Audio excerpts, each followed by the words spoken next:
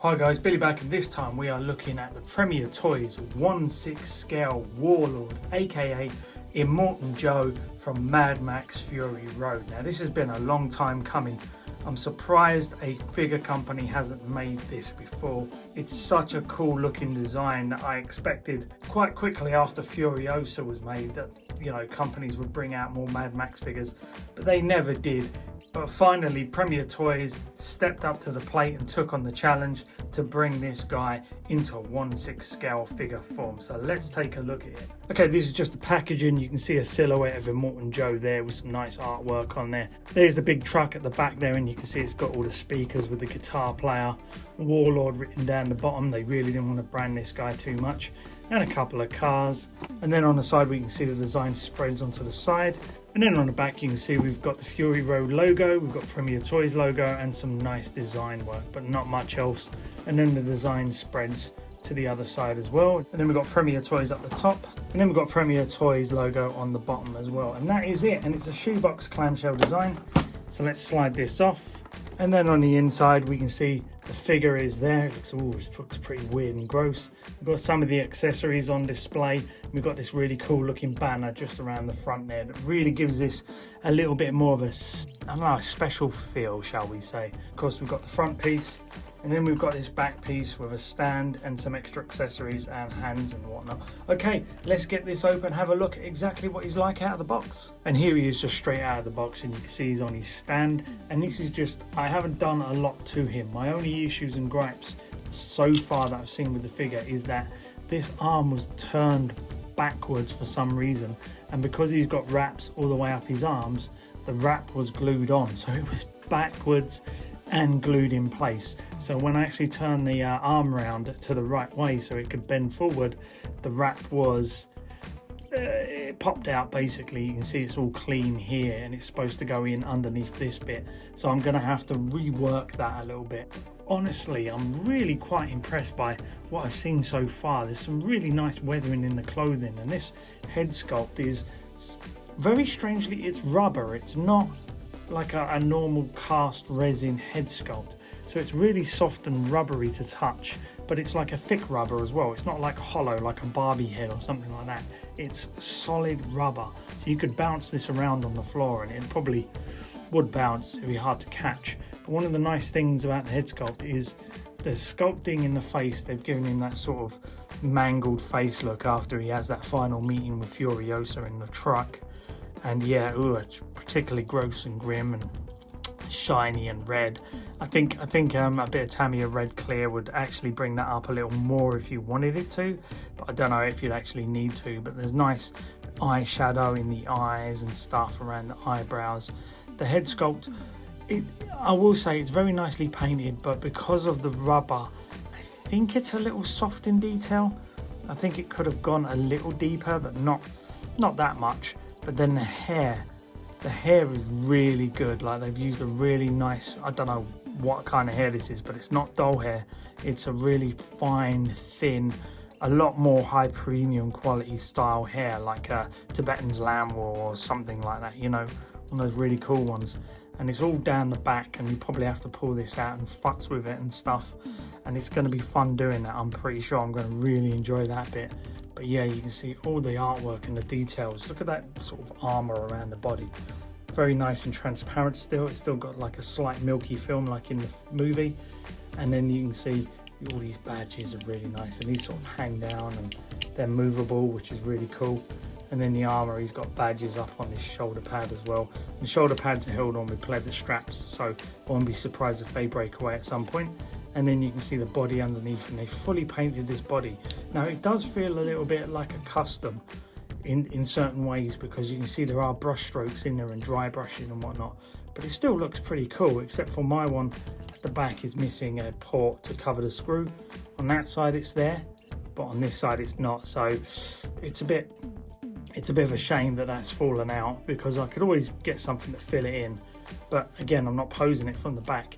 But look at the detail they've put in the back here. Oh my god, look at all these sort of scarring and bubbling and sort of the radiation burns he's got, and they're all red and sore and grim. It's so cool. You're probably not going to pose him from the back here.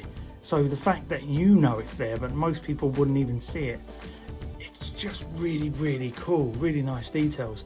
And you can see he's got all the wraps on and they roll all the way up his arm. Say there's a lot of frayed threads that maybe don't need to be there. They might need to be taken off, but still, it's really, really good. It's got this die-cast belt buckle here. It's got 2 pouches for his guns, I'll show you in a minute. And then coming down, you can see the detail in these boots are just... And they are split cut, which is really, really nice. And then we've got this cloth down here and it's got wires in it, so you can pose this about, get it, you know, moved about and futz with. You can unfold it a little bit and have it spread out so that he's a bit more imposing on the shelf. I love these sort of chains that he's got on the armour here that sort of swing about. Surprisingly, he's got some pretty good posing, especially in the upper arm here. You can bring it all the way up, but again, this brings that piece of armour up. And he seems to have like a 90-degree bend in the arm, but not much more. And his hands are on wrist pegs. And what's really nice is every single hand has its own wrist peg. So you won't have to worry about, you know, breaking or snapping off the wrist pegs. You can just swap each hand out fully, including the pegs. There's virtually no articulation in the torso simply because you're not going to get any in there. You know, this piece of armour will restrict it all. You can see there is actually a torso bend in there. If for some reason you wanted to take this off, you could do and maybe have him sort of bent forward or something and have people, you know, putting the armour on him and that sort of thing. There is a small amount of waist swivel, but it's really minimal. The legs have got padding in the thighs, so they can go up to about there. And there is a double bend in the knee, so they can come back quite well. Lots of ankle pivot, so that can move around quite well and get some really cool poses out of him. But he wasn't a super dynamic character who was doing all these super action poses. He was a warlord, you know, he was imposing, he stood there, and you crapped yourself if he came near you. There is thigh swivel in there as well. The legs can go back a little bit, but not a massive amount. But then if you double bend the knee, it can go back further. Okay, just taking a look at the accessories that he comes with very quickly. You can see he comes with this really cool looking scepter, and it's cold to the touch. So I think this piece must be like die cast on metal or something. But these bits aren't cold to the touch, so it looks like they've stuck this scepter piece on top, and then you just got like a little spike stuck on the bottom there as well. And this is a very, very nice accessory. It's quite nicely detailed, reasonably well painted, but again, because it is from a world where everything's a bit naff, you know, the world isn't this perfect, lovely place. It's, you know, it's gone to hell. It would be expected that this would look a little bit hokey. And he comes with this really awesome die cast face mask. And this is his breather tubes here. It's very, very cool. Really like what they've done. However, it's a bit rubbery, so it doesn't feel like there's any wires in there. So maybe, just maybe, it needs to be warmed up a little bit. But you can also see that it's got magnets on the end there to stick on there. So once it's on his face, I'm not sure how well this is going to work. Hopefully it works well. It doesn't look like it sticks to anything. But yeah, very well painted as well. You can see all the teeth have like a sort of bone detail in them. And there's all sort of like a brown sort of wash all over the face of it. Yeah, I think this looks very cool. It's even got all the little rivets on the face mask and everything. This looks like it was panel beat together by someone. And he also comes with 2 really, really cool die cast revolvers. I don't know what kind of guns these are, but you know, this looks like a kind of Dirty Harry gun, and this looks like a cowboy 6-shooter. And they're both very, very, very well made, and both die cast and feel suitably heavy. The barrels do revolve, which is really, really cool, and they'll sit inside his actual pouches. I am curious, they look very, very clean. Would have been nice if they'd weathered them up a little bit. I don't think these would be as clean as they are. If you really want to, you can slap a bit of a black wash on there or a little brown wash to make them look a little bit more aged. You can see they've painted that handle to make it look a little bit more sort of ivory, which is really cool. And this one looks a little bit more modern with the finger grips in the handle, the little silver bolt detail there. And they feel very nice and premium as well. It feels like they've actually gone to town on this guy and given you some really nice high quality accessories. And then he comes with this pleather belt, and this is the part that holds his emblem, which is the Fury Road emblem, which is so cool. I absolutely love that, and I'm so glad that they've included this, because once that hangs on him like that, it's going to look really, really awesome. It's got a hook on the back there. It just slots in place, and it feels like it will hold it pretty well, but however, it is die cast and it is dragging down that pleather belt a little bit. So it will be interesting to see if this survives very long. But it still looks alright. The stitching on the back is a bit sloppy. But again, I'm not going to be showing him from the back. And, you know, this is Mad Max world. Sloppy stitching is probably part of the game. And then we get his hands, and he's got gun gripping hands and relaxed hands and fisted hands and gripping hands. And I have to say, I really like what they've done with these hands, because they've done some really nice speckling on there. And they've also done some really, really great detailing in the hands and fingers and knuckles.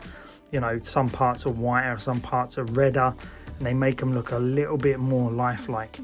And I really, really appreciate that detail. And you will appreciate that detail as well when you're looking at him on the shelf. You'll go, wow, man, those hands are actually really nicely painted. And here he is all fully kitted out. I've managed to get the hair to be a bit more manageable. I've put the face mask on, and I've actually put the tubes on and then magnetized to the back. And overall, this is exactly what I was expecting to get. And it's really, really nice. Look at all the weathering down here in this bit of the cape here. It looks really good. It's dirty. You could even weather it up even more. I absolutely love that these armor pieces here, they're all transparent. And you can see all the boils and scarring on his back and everything. And this tube thing here, it does look a little bit dark orange. I think it maybe needed a little bit more lightening up. Maybe if you got a light orange and dry brushed it across the edges, you might be able to make it look a slight bit more movie accurate. But honestly, this is a superbly impressive 1/6 scale figure, especially for the price. You're not paying all that much. And for an unlicensed figure, it looks very, very much like Immortan Joe from the movie. I'm super impressed by what they managed to do here. The painting on the hands is on point, especially when matching the head sculpt and the torso. And one of the only sort of niggling problems I've got with the body they've used is that they have this sort of really ugly seam line in here, and it's also a little bit thick, and it does look a little bit toy-like. It's not a massive problem, but yeah, at certain angles you catch it and it doesn't look great. And obviously you can see the screw hole in the back of my one here because it's missing the bit out of the arm. But the details coming in, you can see all the chains, all these little fine detail chains and all the medals that sit on the armor. This face mask is just really, really good. It's so tightly painted. I think maybe they could have added a little bit more gloss to the teeth here like in the film, but that's something that I can rectify myself. All these tubes work really well. Only niggle I could say about that is maybe they should have done wires in there so that you could actually sculpt it exactly how you want it, because at the moment they kind of sit the way they sit and that's just it. I mean, you walk past the shelf and you take a look at this, people are going to go, oh wow, that's a really nice representation of Immortan Joe. They're not going to care about the slightly lack of orange eyeshadow underneath the eyes there or anything like that. You can see where they've painted in the ears, you know, really nice sort of blushing around the edges of the ears.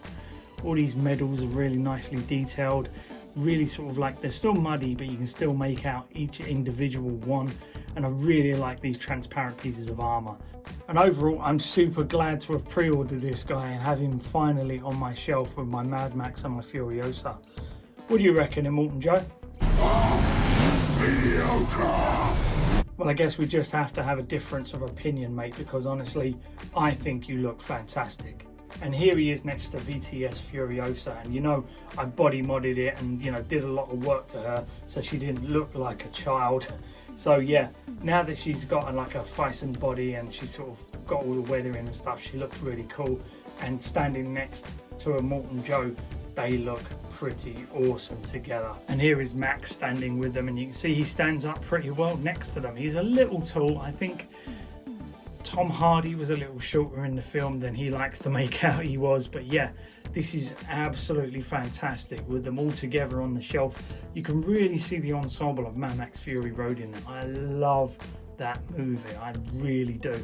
It was definitely one of the best action movies of 2015, if not the 2010s. It was a phenomenally entertaining movie. So glad somebody's made one now. I don't know if we're ever going to get another one, but if this is the only one we ever get, I'm happy with that. I think he's great for the price, and I have to say I love all of them together. Okay guys, hope you enjoyed the video. Like and subscribe. If you do me a favour now, if you get the fuck out of my cave. I might have to relegate one of my other figures to a box and sell it on just to make the space for this guy, but he is totally worth it. Thanks a lot guys, bye bye.